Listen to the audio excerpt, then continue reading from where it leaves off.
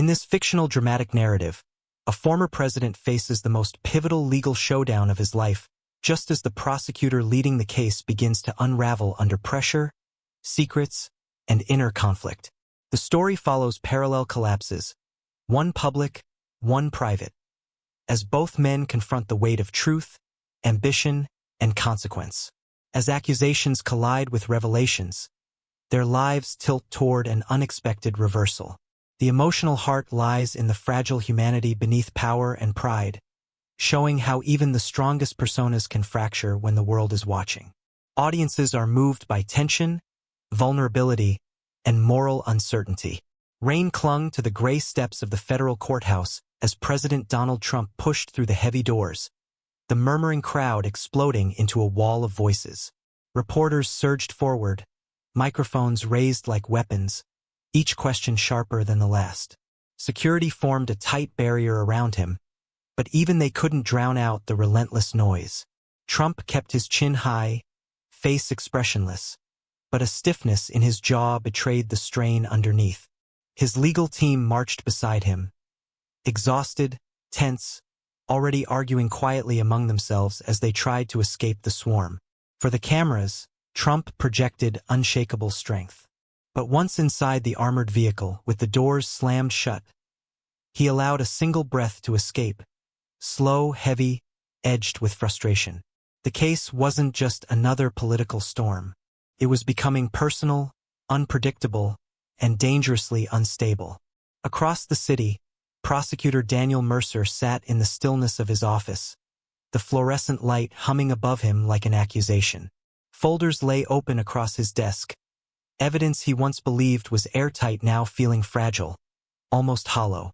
He picked up the newly arrived anonymous packet, documents challenging his methods, questioning his integrity, hinting at procedural lapses he couldn't fully explain. His hand shook as he flipped through the pages. Every paragraph felt like a crack widening beneath his feet.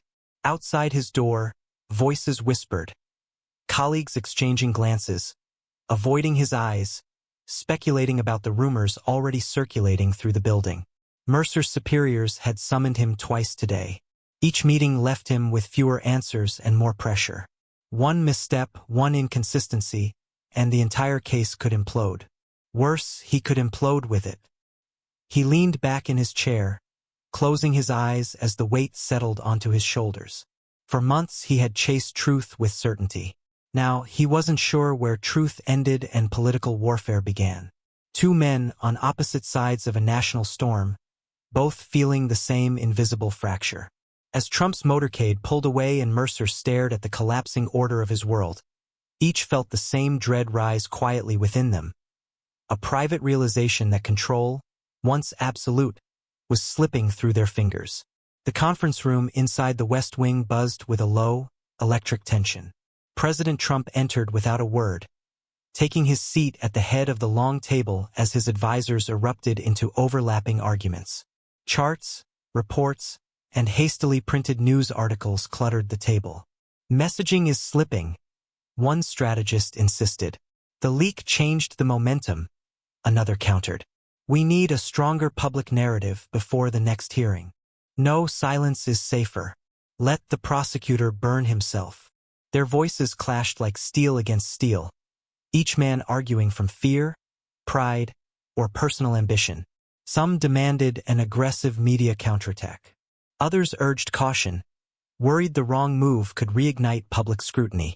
Loyalties wavered as each advisor tried to predict which direction the president himself might lean. Trump remained silent, fingers steepled, gaze moving from face to face. He wasn't interested in the bickering. He was studying them, what they feared, what they hid, where their cracks were forming. The prosecution was wobbling.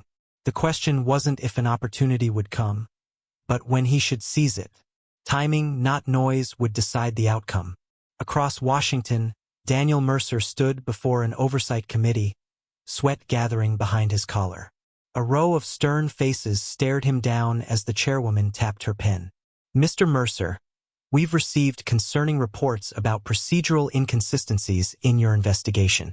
Care to explain? Mercer swallowed.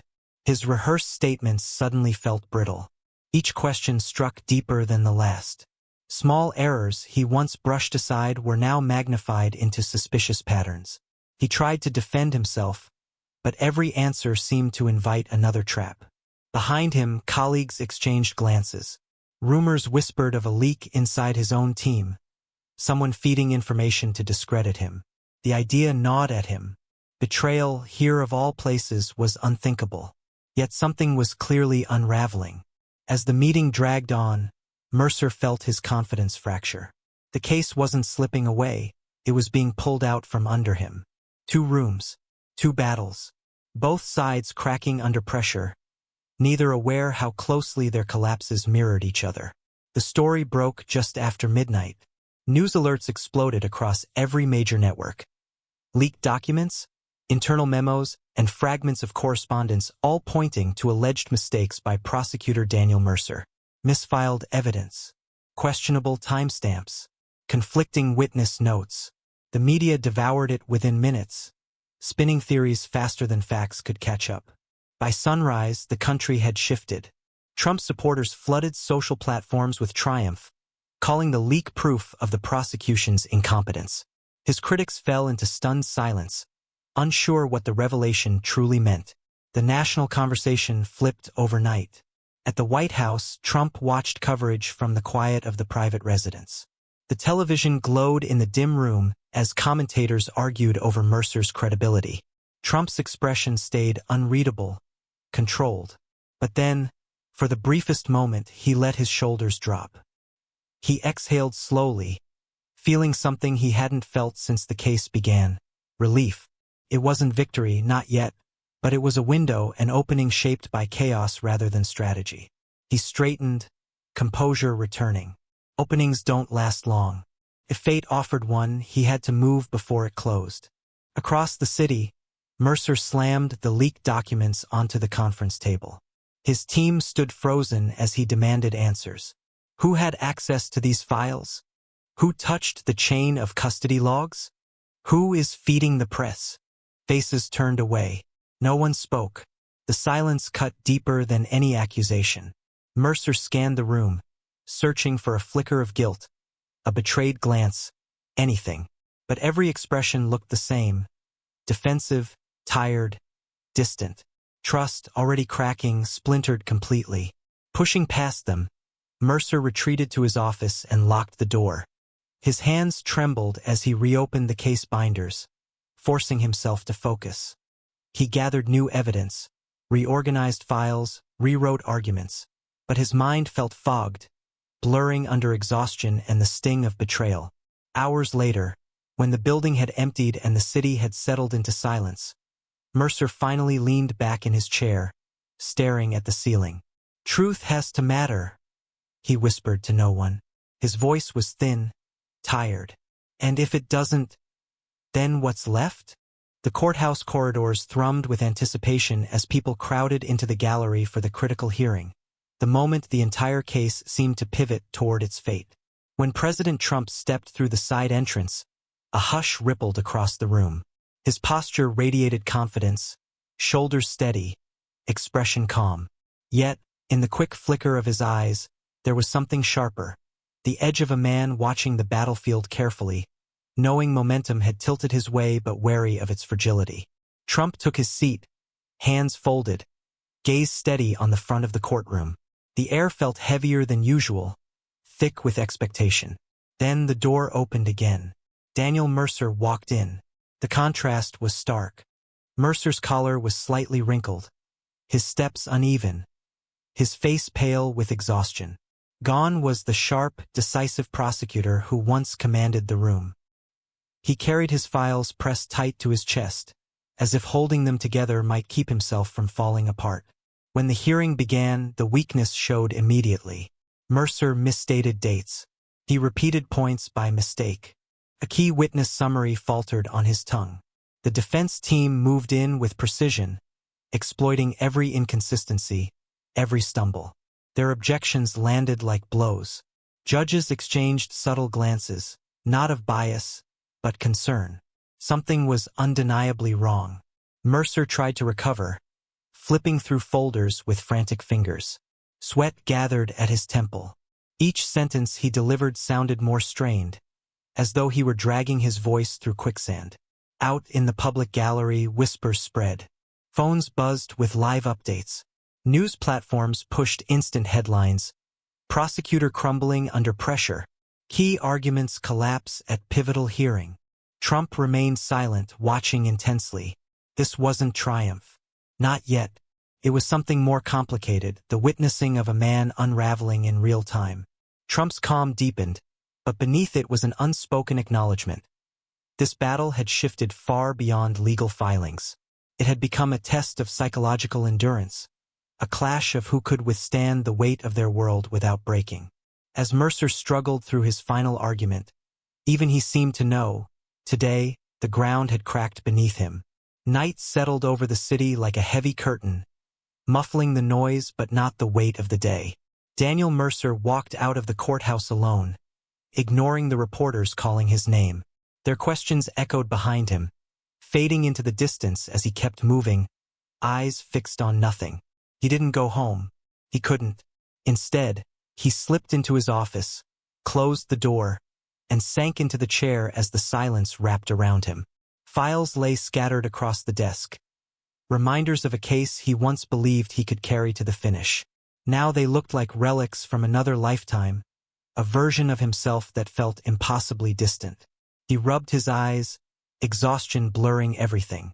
His career, once built on precision and integrity, seemed to crumble with the same fragility as the paper beneath his hands. He thought about the choices that had brought him here, the ambition to take on a high-profile case, the pressure from above, the constant tug of politics disguised as justice. Somewhere along the lines had blurred. Somewhere along the line, he stopped noticing. Across town, in the quiet of the residence, Trump watched the late-night recap of the hearing. The commentators spoke in firm tones. Mercer is collapsing. Trump muted the screen, leaning back. It should have felt like advantage. But instead, it felt like confirmation of something darker. A system pushed too far, a country battling itself through courtrooms instead of conversations. The spectacle had gone beyond him, beyond the case, stretching into something deeper and unsettling. For a long moment he sat still, the glow of the television flickering across his face. There was no celebration, no victory, just fatigue, and the unsettling realization that every win in this kind of war came at a cost no one admitted aloud. Back in his office, Mercer finally whispered into the empty room, voice cracking, "I don't know if any of this was worth it." Two men, separated by ideology and circumstance, ended the night the same way, drained, hollow, and changed in ways neither had expected. The story traces two collapsing trajectories, a public figure under relentless scrutiny and a prosecutor crushed under the weight of duty, expectation, and political pressure. Tension rises as each man's world unravels in parallel, building toward a pivotal courtroom showdown where Mercer's unraveling becomes undeniable. What began as a legal confrontation transforms into a psychological and moral crisis. By the end, neither man wins in a traditional sense. Instead, both confront the fragility of power, the cost of ambition, and the reality that truth can be blurred by human weakness. The arc closes on reflection rather than victory, a sobering look at systems, individuals, and the burden of responsibility.